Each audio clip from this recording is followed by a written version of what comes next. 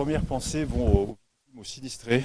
Je crois que tout le monde a vu les vidéos de cette tornade qui a ravagé ce village. C'est un traumatisme pour les habitants, pour le maire bien sûr, l'équipe municipale. Et j'ai vraiment voilà, pensée très émue pour ceux qui ont perdu beaucoup. Certains ont même tout perdu. Et c'est quelque chose qu'il faut toujours avoir en tête. Fort heureusement, le bilan humain est un peu plus léger que le bilan matériel, puisqu'on a une cinquantaine de personnes qui ont transité vers les centres de secours, dont une vingtaine, 20 personnes d'ailleurs précisément, qui ont été hospitalisées. À l'heure où on se parle, aucune n'est dans un état qui inspire de l'inquiétude. Voilà, il y a eu un certain nombre d'informations qui ont circulé sur des urgences absolues, en fait des urgences relatives qui ont été réévaluées au moment de l'hospitalisation. Remercier les services de secours, évidemment ceux du département de l'Aude, mais de l'ensemble de la zone sud, puisqu'on a exactement 11 unités extérieures au département qui sont présentes. Il y a eu jusqu'à 120 sapeurs-pompiers sur le site, parce que évidemment le risque c'est de voir des bâtiments s'écrouler ou complètement s'affaisser pour ceux qui ont déjà été impactés. Donc ce travail est en cours. Pour vous donner une idée, le village de Pomat, je parle sous votre contrôle monsieur le maire, il y a à peu près 500 maisons. Sur ces 500 maisons, il y en a plus de 300 qui ont été impactées. Sur ces 300 maisons, il y en a une centaine dont on se pose la question de savoir si elles seront habitables. Il y en a un peu moins de 200 qui le sont, même si elles ont subi des dégâts. Voilà. Tout ceci est en cours d'évaluation avec des unités spéciales, parce que ce n'est pas parce qu'une maison n'a pas un dégât visible qu'elle n'a pas un risque d'effondrement. Donc tout ça c'est en cours avec des unités spéciales. Un travail de bâchage a bien sûr aussi commencé à être mis en place de manière à essayer de protéger ceux qui restent, parce qu'il n'est pas exclu dans les prochains jours qu'il y ait de nouveau de la pluie. Et puis évidemment les forces de gendarmerie sécurisent pour faire en sorte qu'on n'ait pas des gens extérieurs au territoire, qui est l'idée de se dire tiens, il y aura peut-être quelque chose à grappiller ici ou là. Voilà, ce sont les points sur lesquels on essaye d'agir. Ce que je veux répéter à monsieur le maire et à l'ensemble des sinistrés, c'est que les services de l'État, évidemment les collectivités locales qui sont présentes, impliquées et sans lesquelles on ne fait pas grand-chose, les associations agréées de sécurité civile, tout le monde, on est là aujourd'hui, on sera là demain, après-demain et autant de temps qu'il sera nécessaire. Ce sont des procédures compliquées, il y a sujets avec les assurances, les expertises, et voilà, on sera à vos côtés pour essayer de soutenir dans l'épreuve les habitants du village. Les enfants feront-ils leur rentrée des classes? Alors les enfants feront leur rentrée des classes, mais pas dans l'école de Pomat, puisque malheureusement elle a été en très grande partie détruite.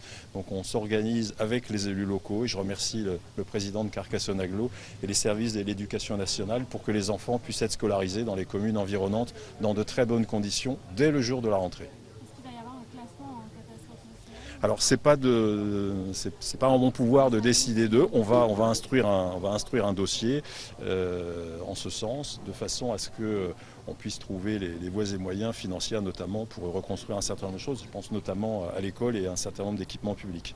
Concernant les deux personnes qui étaient recherchées, supposées ensevelies, est-ce qu'on a des informations? Alors écoutez, on ne sait pas d'où cette information est partie. Effectivement, c'est quelque chose qui nous a occupé une partie de la soirée et de la nuit. Et après, voilà, on n'a personne qui manque à l'appel.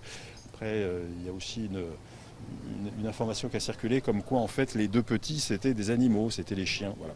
Je ne sais pas, mais en tous les cas, ce que je peux vous confirmer à cette heure, c'est qu'on n'a pas de notion de personnes disparues, fort heureusement. Est-ce qu'il y a toujours 1600 foyers privés d'électricité ou ça a... C'est en train de rentrer dans l'ordre.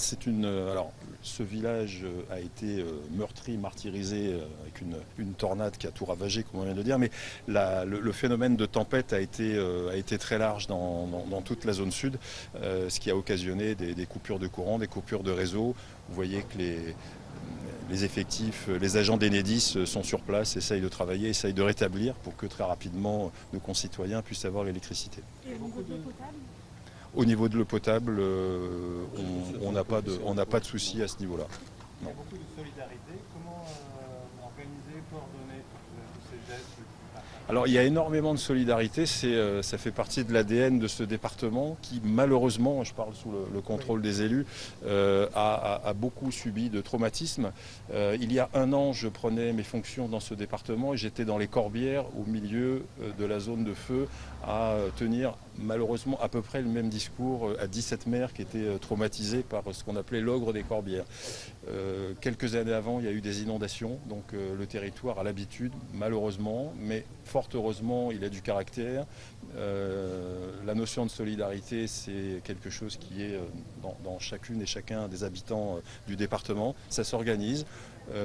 L'association des maires, la communauté d'agglomération, les services de l'État, du conseil départemental. Voilà, on travaille tous, je crois, en bonne intelligence. Monsieur le conseiller départemental, voilà, on essaye d'organiser les choses parce qu'il y a beaucoup de manifestations de volonté, d'aide, mais il faut que ça s'organise.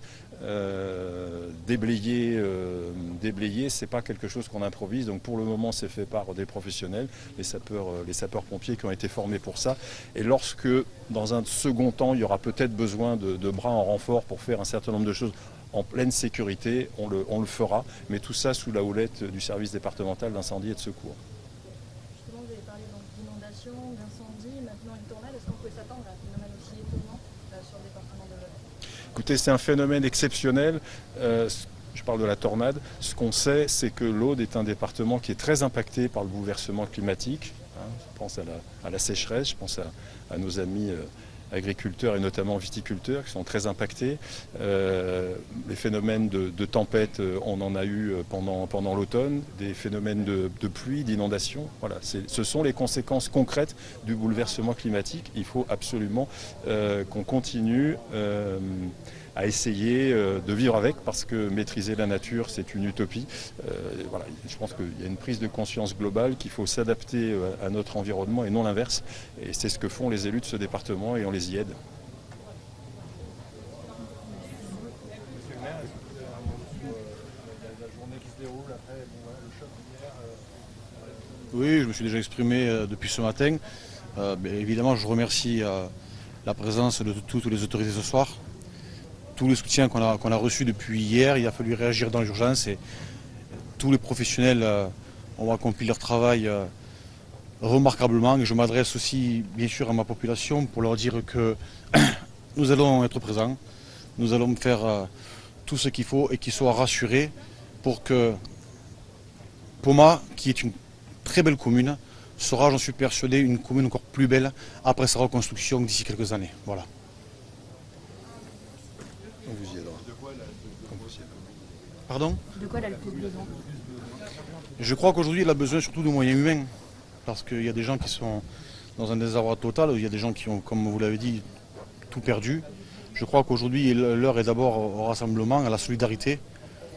Je pense que les gens aujourd'hui, bien sûr, sont choqués, mais ne pensent pas encore à la reconstruction. Ils pensent à être relogés, ils pensent à justement ce qu'ils vont faire demain, ils pensent à leurs enfants, s'ils vont pouvoir être scolarisés, ils pensent à leurs aînés qui sont souvent isolés.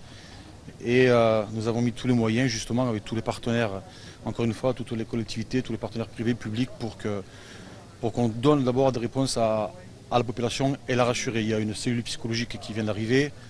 Il y a des gens qui... Vous savez, ce week-end, on préparait notre fête dans 2 jours. Et puis spontanément, vous avez le traiteur qui devait faire le repas, vous avez notre comité des fêtes qui avait un stock, tout le monde est venu, tout le monde est arrivé avec son matériel pour faire à manger, nuit et jour. Donc voilà ce dont les gens ont besoin aujourd'hui, c'est de la solidarité, encore de la solidarité, et viendra ensuite l'heure de la reconstruction.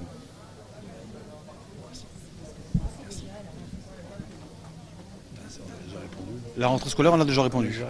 Avec justement Carcassonne Agglo, on a une solution et nous ne sommes pas inquiets pour que les enfants puissent avoir une rentrée scolaire, même si elle ne sera pas sur le village, mais ils pourront suivre une rentrée scolaire normale.